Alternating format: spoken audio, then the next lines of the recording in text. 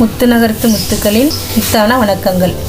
இன்றைக்கி நம்ம சேனலில் சளி பிடிச்சிருக்கிறவங்களுக்கு நம்ம வீட்டிலையே தேங்காய் எண்ணெய் தைலம் எப்படி ஈஸியாக தயார் பண்ணலாம் பார்க்கலாம் வாங்க.